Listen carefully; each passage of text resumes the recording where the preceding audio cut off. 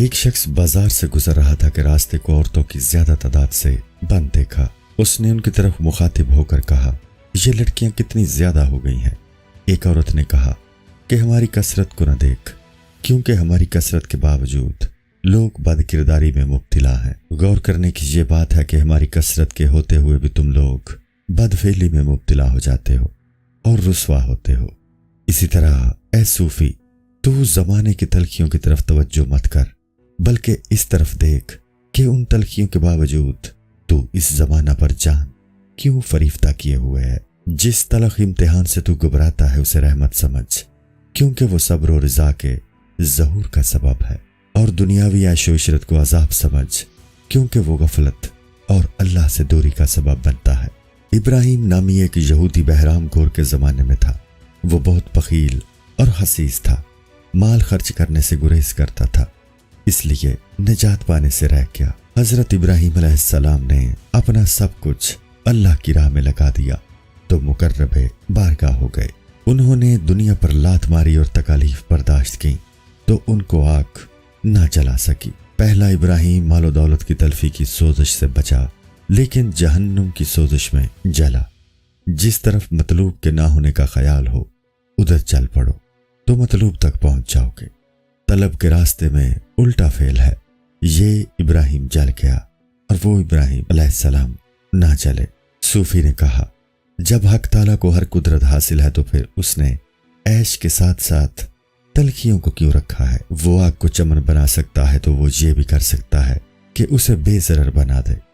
وہ خار سے پھول اور خزاں سے بہار بنا دیتا ہے تو رنج کو خوشی بھی بنا سکتا ہے۔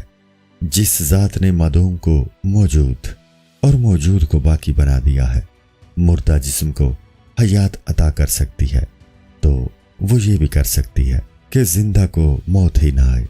اس میں کیا مذائقہ تھا کہ بغیر کوشش کے مقاصد حاصل ہو جاتے۔ وہ یہ بھی کر سکتا تھا کہ کمزوروں پر شیطان کو غالب ہی نہ آنے دے۔ قاضی نے جواب دیا کہ اگر مضرتیں اور تلخیاں بالکل نہ ہوتی تو پھر امتحان باقی نہ رہے گا، جس کا ثمرہ اور نتیجہ آخرکار اجر اور روحانی کمال ہے۔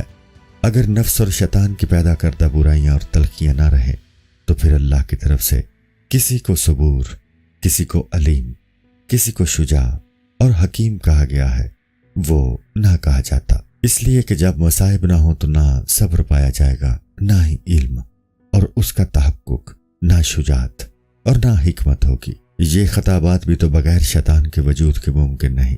بہادر اور بزدل یکساں ہوتے، علم اور دانائی کا تحقق بھی جب ہی ہے کہ بے راہ روی اور گمراہی ہو۔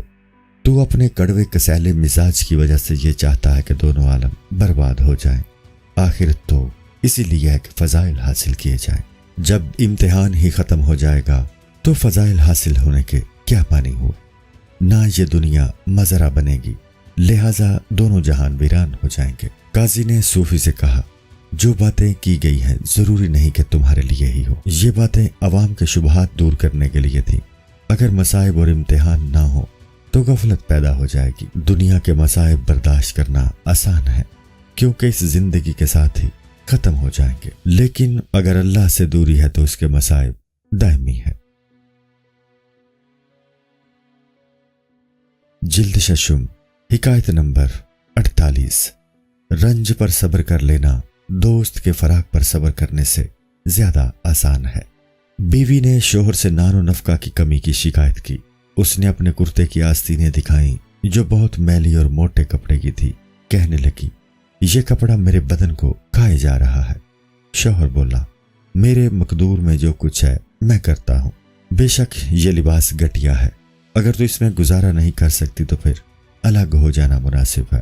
غور کر لے، یہ لباس بہتر ہے یا طلاق۔